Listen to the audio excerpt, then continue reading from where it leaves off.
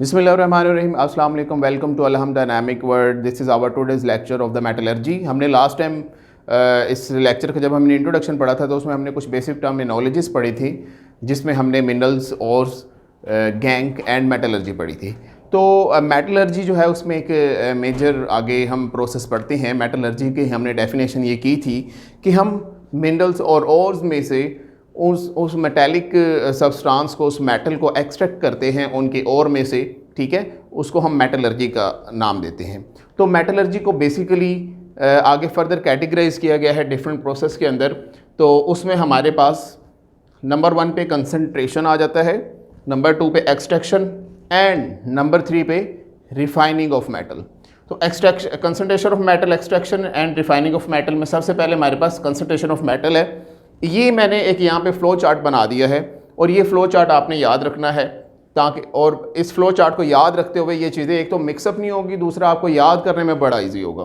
तो जिस तरह आपको पता लग रहा है कि कंसंट्रेशन में भी हमारे पास यहाँ पे 3 स्टेप्स हैं फर्दर, फिर आगे एक्सट्रैक्शन ऑफ मेटल में भी हमारे पास 3 स्टेप्स हैं, फिर रिफाइनिंग में वो फर्दर एक ही है, वो आपने 9th क्लास में भी पढ़ा हुआ है चैप्टर 7 में, इलेक्ट्रोप्लेटिंग में, रिफाइनिंग ऑफ इलेक्ट्रो प्लेटिंग में आपने जब कॉपर पढ़ा था, कॉपर की रिफाइनिंग। तो बिल्कुल सेम प्रोसेस है वही।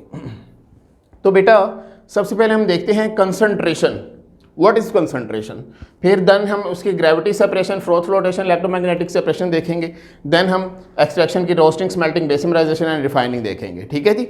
अब आपके ये जो हैं ये शॉर्ट क्वेश्चन आते होते हैं और ये जो है स्मेल्टिंग और बेसिमराइजेशन ये आपके लॉन्ग क्वेश्चन आते हैं। इन दोनों को किस तरह से करना है थोड़ा बच्चों को डिफिकल्ट लगता है, वो आप एक कर लेंगे तो दूसरा ऑटोमेटिकली आपको याद हो जाएगा, ठीक है। रिफाइनिंग एक अलहदा से लॉन्ग क्वेश्चन आता होता है। तो अब हम देखते हैं कि व्हाट इज़ कंसंट्रेशन। बेटा कंसंट्रेशन का मतलब ये होता है कि और में से हम मेटल्स को, उस प्योर मेटल को सेपरेट कर लेना, दैट इज़ कॉल्ड कंसंट्रेशन, ठीक हो गया। मतलब कि वो जो हमारे पास और है, उस और के अंदर मेटालिक सब्सटेंस भी हैं, मेटल्स भी हैं, और उसमें गैंग पार्टिकल्स भी हैं, इम्प्योरिटीज़ भी हैं। तो उन इम्प्योरिटीज़ में से उस प्योर मेटल को सेपरेट कर लेना, दैट इज़ कॉल्ड कंसंट्रेशन। और कंसंट्रेशन में से जब हम कंसंट्रेशन के प्रोसेस के ज़रिए जब हम उस मेटल को सेपरेट कर लेते हैं तो उस प्योर मेटल को हम कहते हैं कंसंट्रेट, यानी कि वो कंसंट्रेशन के प्रोसेस से जो गुजरे उसके बाद जो हमारे पास वो एक मेटल आ जाती है उसको हम कंसंट्रेट का नाम देते हैं, जो कि एक अलहदा से शॉर्ट क्वेश्चन है। तो अब हम देखते हैं जो फर्स्ट इसका प्रोसेस है, that is a gravity separation. अब यहाँ पे हमने एक कॉपर की एक जो ओर ली हुई है, उस कॉपर की ओर को हम जो है वो क्लीन करेंगे, साफ़ करेंगे, ठीक है। तो अब हमने जब कॉपर की वो जो ओर ले लेनी है, ठीक है, उसको हमने इन तमाम स्टेप से गुजारना है। सबसे पहले हम उसको कंसंट्रेशन से गुजारेंगे, कंसंट्रेशन मीन उसको इन 3 स्टेप से गुजारेंगे। फिर हम उसको एक्सट्रैक्शन से गुजारेंगे, एक्सट्रैक्शन मीन उसको फर्दर जब कंसंट्रेशन में काफ़ी वो साफ़ हो जाएगी, फिर उसको एक्सट्रैक्शन में जब हम गुजारेंगे तो मज़ीद प्योरीफाई हो जाएगी। फिर लास्ट स्टेप होगा जहाँ पे हमारे पास रिफाइनिंग है, तो रिफाइनिंग में वो 100 तकरीबन 99.991% जो है वो रिफाइन हो जाती है, तो फर्दर वो प्योर हो जाती है। क्लियर हो गया। तो अब हम देखते हैं व्हाट इज़ ग्रेविटी सेपरेशन। बेटा आपने यहाँ पे एक चीज़ याद रखनी है कि जो ग्रेविटी सेपरेशन होती है वो हमेशा डेंसिटी बेसिस पर होती है। मतलब कि जो हमने एक जो हमारे पास सब्सटेंस है, जो हमारे पास सैंपल है, उस सैंपल के अंदर जो क्रश्ड ओर है हमारे पास, उसमें 2 चीज़ें हैं। एक तो उसमें मेटालिक ओर भी है, नंबर 2 उसमें गैंग पार्टिकल्स भी हैं। तो हर एक की डेंसिटी अपनी है। अब ज़्यादातर हम देखें तो मेटल ज़्यादा हैवी होती हैं, उनका मास ज़्यादा होता है, इट्स मीन उसकी डेंसिटी भी ज़्यादा होती है। डेंसिटी का फॉर्मूला भी आपने पढ़ा हुआ है, D = M/V। तो जिसका मास ज़्यादा होगा डेंसिटी भी उसकी ज़्यादा होगी। तो नॉर्मली मेटल्स का जो है वो मास ज़्यादा होता है।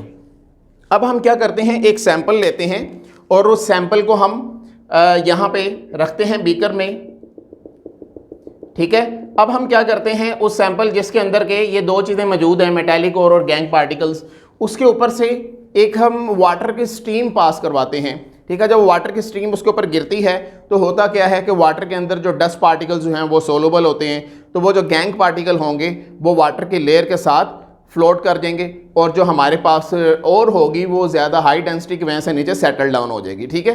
तो यहाँ पे हमने क्या किया, स्टीम इसको यूज़ किया और मेटल जो है वो सेटल डाउन हो गई, गैंग पार्टिकल कैरिड अवे हो गए वाटर के ज़रिए, ठीक है। अब यहाँ पे जो हमारे पास वो जो सैंपल बचा है जिसमें हमारे पास जो मेटालिक और उसको हम क्या कहते हैं, उस मेटल जो सेटल डाउन हो गई थी उसको फर्दर हम गुजारते हैं फ्लोटेशन प्रोसेस के ज़रिए। इसमें हम क्या करते हैं, उस मेटालिक और को हमने जो है यहाँ पे ऐड किया, इस बीकर में ऐड करने के बाद हम क्या करते हैं, ये हमारे पास अब यहाँ पे इस प्रोसेस में और इस प्रोसेस में क्या फ़र्क है, दोनों की डायग्राम सेम है। ये वो डायग्राम बुक में नहीं बनी हुई, इधर भी इसी तरह की डायग्राम एक यूज़ हुई है, ठीक है। इसमें जस्ट क्या है, इसमें जस्ट वाटर है, आपने ये याद रखना है, जबकि इसमें वाटर प्लस ऑयल है, इन दोनों की जो है वो कॉम्बिनेशन है। यहाँ पे हमारे पास दो लेयर है, यहाँ पे सिर्फ एक लेयर है वाटर की, यहाँ पे दो लेयर हैं, एक लेयर हमारे पास आ जाएगी वाटर की और एक आ जाएगी ऑयल की, ठीक है। हमने दोनों का मिक्सचर यूज़ करना है। अब उसमें जो मेटालिक और हम यूज़ जब ऐड करेंगे तो उसके बाद हमने क्या करना है, उसमें से कंप्रेस्ड एयर पास करवानी है प्रेशर से। जब हम एयर इसमें से पास करवाएंगे तो होगा क्या, वो एयर प्रेशर से जब इसमें से इनके पोर्स में से गुजरेगी तो होगा क्या कि मिक्सिंग होना शुरू हो जाएगी। ये जो दो लेयर्स हैं, इसके अंदर जो दो लेयर हैं, एक वाटर की और एक जो हमारे पास लेयर है इसके अंदर जो ऑयल की, वो आपस में मिक्स होंगे और इसके नीचे जो हमने सैंपल डाला है वो भी उसके अंदर मिक्स होना शुरू हो जाएगा। उससे क्या होगा कि वेटिंग प्रॉपर्टी यहाँ पे याद है, यहाँ पे हमने डेंसिटी प्रॉपर्टी देखी थी, यहाँ पे waiting property. Waiting property mean metallic और गैंग की प्रॉपर्टीज़ जो है वो on the basis of their nature, कि क्या आया कि वो मेटल अटैच होती है ऑयल के साथ या वाटर के साथ, या फिर गैंग अटैच होते हैं ऑयल के साथ या वाटर के साथ। नॉर्मली जो गैंग है वो वाटर में सोलूबल हो जाते हैं और जो मेटल्स होते हैं वो ऑयल के साथ स्टिक हो जाते हैं, ठीक है। तो होता क्या है, क्योंकि ऑयल की डेंसिटी फिर कम होती है, तो डेंसिटी कम होने की वजह से जो ऑयल की जो है वो यहाँ पे एक ऊपर लेयर बन जाती है जिसको हम फ्रोथ कहते हैं। जिस तरह झाग बन जाती है ना, तो इस तरह झाग नुमा बन जाते हैं, उसको हम फ्रोथ कहते हैं। और क्योंकि वो झाग ऊपर फ्लोट कर रही होती है इसलिए इसे कहते हैं फ्रोथ फ्लोटेशन। क्लियर हो गया। इसके अंदर मैक्सिमम जो है वो मेटल होती हैं। अब इन दो लेयर्स में से हम देख लेते हैं, हो सकता है मेटल नीचे बैठ जाए। तो जो हमारे पास दो लेयर्स बन जाती हैं यहाँ पे, उन दो लेयर्स को हम सेपरेट कर लेते हैं। जिसके अंदर गैंग है वो हमने फेंक देते हैं और जिसके अंदर जो मेटल्स हैं उसको हम रख के उसको हम हीट करके उस लेयर के में जो वाटर है उसको एवेपोरेट करके तो उसको हम क्लीन कर लेते हैं। अब यहाँ पे मजीद जो मेटल है वो प्योरीफाई होगी। अब उसको नेक्स्ट एक प्रोसेस से गुजारते हैं, दैट इज इलेक्ट्रोमैग्नेटिक सेपरेशन। इसमें क्या होता है, इसमें हम जो उस मैग्नेटिक ओर के अंदर नॉन मैग्नेटिक इम्प्योरिटीज़ हैं उसको हम सेपरेट करवाते हैं। किस तरह से कि हमारे पास वो जो हम सैंपल लेते हैं, हमारे पास एक ये अपरेटस है जिसमें हमारे पास दो रूलर्स होते हैं और उन दो रूलर में से एक रूलर मैग्नेटिक होता है, एक नॉन मैग्नेटिक होता है और उसके ऊपर से एक लेदर की बेल्ट बेटा पास हो रही होती है। अब लेदर की प्रॉपर्टी ये है कि लेदर जब इस मैग्नेटिक बेल्ट के ऊपर रहेगा, इसके साथ अटैच रहेगा, जब हम इन रूलर्स को इलेक्ट्रिसिटी देकर इसको चलाएंगे ये रूलर्स घूमना शुरू हो जाएंगे और रूलर के घूमने की वजह से ये बेल्ट आगे की तरफ मूव करेगी।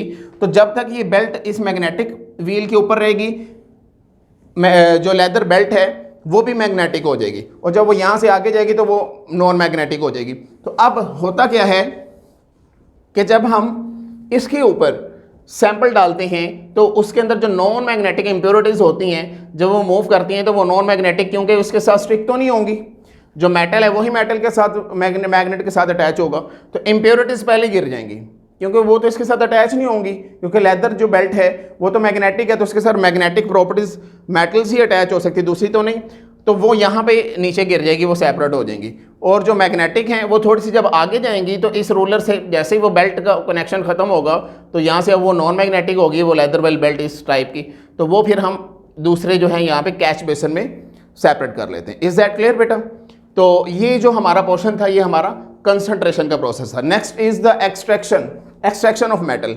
एक्सट्रैक्शन ऑफ मेटल का मतलब क्या है कि हमने उसमें से मेटल, उस ओर में से मेटल को एक्सट्रैक्ट करना है, तो this is called extraction of metal.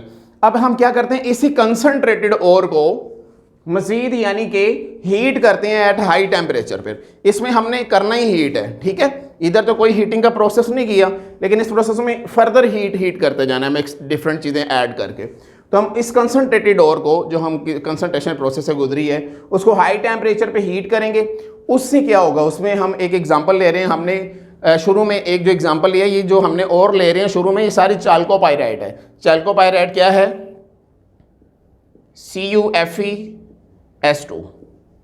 ठीक है, ये चाल्कोपाइराइट हमने, जिसको कॉपर पाइराइट भी कहते हैं, इसको हम शुरू से यूज़ करते आ रहे हैं। अब इसमें से हमारा मकसद ये है कि हम इस कॉपर को सेपरेट करना है हमने, ठीक है, ये हमारा मेन मकसद है। तो उसके जरिए हम उसको साफ करते गए। अब आ गया जी एक्सट्रैक्शन। अब एक्सट्रैक्शन में हम क्या करेंगे, इसको हीट करेंगे। जैसे हम इसको हीट करेंगे in the excess of air, air में आपको पता है क्या होता है, ऑक्सीजन होती है। तो होगा क्या, आप इस इक्वेशन को इस तरह से समझ लें, ये एक बेसिक इक्वेशन है, बहुत इंपॉर्टेंट है। फॉर एग्जाम्पल ये हम कहते हैं कि ये ऑक्सीजन जो है ये इन दोनों भाइयों की प्रॉपर्टी है, सॉरी सल्फर। तो जब ये अलग-अलग होंगे, कॉपर आयरन से अलग होगा, जुदा हो जाएगा, ठीक है, सेपरेट हो जाएगा, तो होगा क्या कि कॉपर और आयरन जब अलग-अलग होंगे तो इनकी ये जो प्रॉपर्टी है सल्फर, ये आधी आधी हो जाएगी। कुछ सल्फर इसके पास चला जाएगा और इसके साथ भी चला जाएगा सल्फर, ठीक है। तो सल्फर इसके साथ गया कॉपर के साथ, तो बन गया Cu2S, इसको हम कॉपर ग्लैंस भी कहते हैं। और जो आयरन के साथ भी सल्फर चला गया तो फेरस सल्फाइड और क्योप्रस सल्फाइड्स, ये दो हमारे पास सल्फाइड बन जाते हैं। और जो एक्स्ट्रा इंप्योरिटीज रह जाती हैं, जो सल्फर रह जाती है, वो ऑक्सीजन के साथ रिएक्ट करके एज ए वोलाटाइल इंप्योरिटीज के तौर पे हवा में उड़ जाती है। वोलाटाइल मतलब जो उड़ जाए। तो this is called roasting. Roasting में हमने क्या किया है, इसको रोस्ट किया है, इसको हीट किया हाई टेम्परेचर पे। तो हुआ क्या है कि ये जो कॉपर ग्लैंस है, इसके दरमियान जो केमिकल बॉन्ड्स हैं, हीट करने के बाद केमिकल बॉन्ड वाइब्रेट हुए और उस वाइब्रेशन की वजह से क्या हुआ है, वो केमिकल बॉन्ड ब्रेक हो गए और सेपरेट हो गए और न्यू प्रोडक्ट्स बन गए, जिसमें हमारे पास क्योपरस सल्फाइड है और फेरस सल्फाइड है। क्लियर हो गया।